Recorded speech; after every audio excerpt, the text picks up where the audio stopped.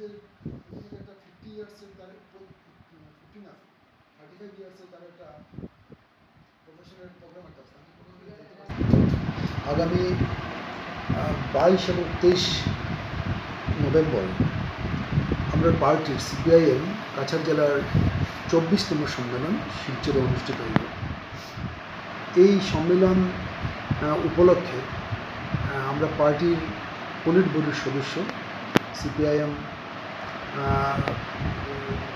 নেতা পশ্চিমবঙ্গের প্রাক্তন মুখ্যমন্ত্রী ত্রিপুরার প্রাক্তন মুখ্যমন্ত্রী মানিক সরকার উপস্থিত থাকবেন এবং আমরা পার্টির আসাম রাজ্য সম্পাদক সুপ্রকাশ তালুকদার এই সম্মেলনে উপস্থিত থাকবেন। এই সম্মেলনটা আমার কাছে খুবই গুরুত্বপূর্ণ এই জন্যেই, কারণ এই সম্মেলনে আমরা জেলার যে বর্তমান রাজনৈতিক পরিস্থিতি, জেলার অর্থনৈতিক পরিস্থিতি, এইগুলা আলোচনাক্রমে বিশ্লেষণক্রমে আমরা কাছাড় জেলাতে কীভাবে সিপিআইএম দলটারে আমরা শক্তিশালী করতে পারি, বামপন্থী আন্দোলনটারে সামগ্রিকভাবে আমরা শক্তিশালী করতে পারি, তার একটা রূপরেখা ঠিক হয়। দ্বিতীয়ত একটা কথা হয়েছে যে সিপিআইএম আমরা পার্টির ভেতরে কিন্তু আভ্যন্তরীণ গণতন্ত্রটা অনেক শক্তিশালী। আমরা পার্টিতে ওপর থেকে কেউ নির্দেশ দিয়া বা কেউ একটা অ্যাপয়েন্টমেন্ট দিয়া তার কমিটি বানানো বা তার প্রেসিডেন্ট বানানো এই ধরনের কোনো সিস্টেম আমরা নাই। আমরা পার্টি কী নীতি নিয়ে চলতো সেটা কিন্তু পার্টির মেম্বাররাই ঠিক করে এবং সেই জন্যই সম্মেলন হয়, সম্মেলনে এটা আলোচনা হয় এবং তার যে কমিটি কিন্তু সম্মেলন ঠিক করে দেয়। সেই কমিটির কর্মকর্তা কে হইব সেটা কিন্তু সেই কমিটি ঠিক করবে, সেটা উপর থেকে ঠিক করে দেওয়ার কিন্তু কোনো বিষয় আমরা পার্টিতে নাই।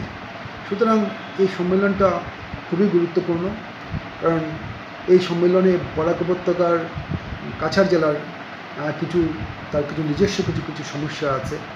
যেমন আমরা এখানে প্রতি বছর বর্ষার সময় দেখি বন্যা একটা বড় সমস্যা।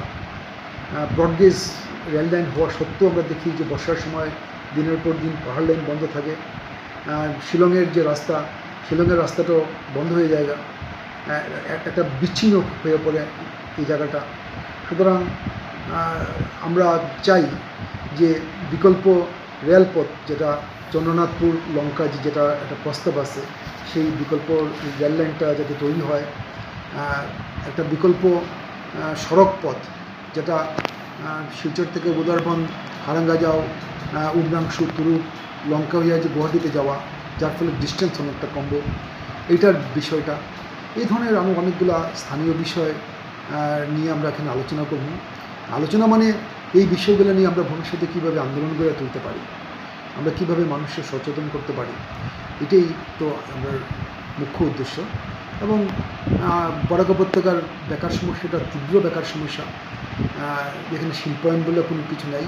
এখানকার পরিকাঠামো যদি উন্নত না হয় তাহলে কোনো শিল্পায়ন গড়ে উঠতো না, এই বিষয়টা আছে।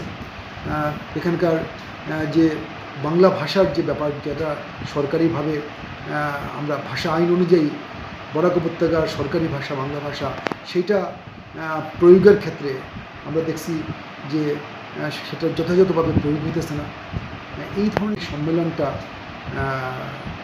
খুবই গুরুত্বপূর্ণ সম্মেলন উপলক্ষে আগামী 22 তারিখ শুক্রবার বেলা 1টায় নরসিংতলাতে একটা জনসভা হইব। এই জনসভার মুখ্য বক্তা ত্রিপুরার প্রাক্তন মুখ্যমন্ত্রী, পার্টির পলিট ব্যুরোর সদস্য মানিক সরকার এবং আমরা পার্টির আসাম রাজ্য সম্পাদক সুপ্রকাশ তালুকদার।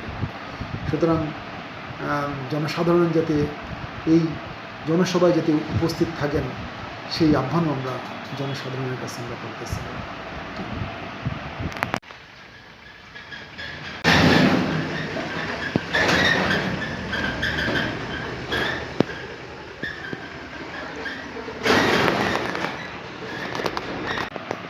যে পলিটব্যুরোর সদস্য, তার উপস্থিতিটা এখানে বিশেষভাবে আমরা মনে করি যে আমাদের কাছে খুবই গুরুত্বপূর্ণ।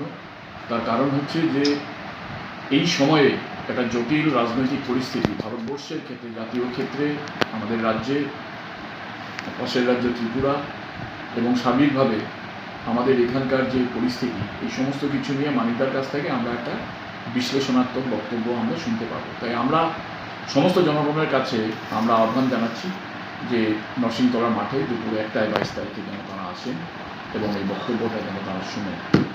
এটা আমাদের বিশেষভাবে আমাদের আবেদন থাকছে জনগণের কাছে।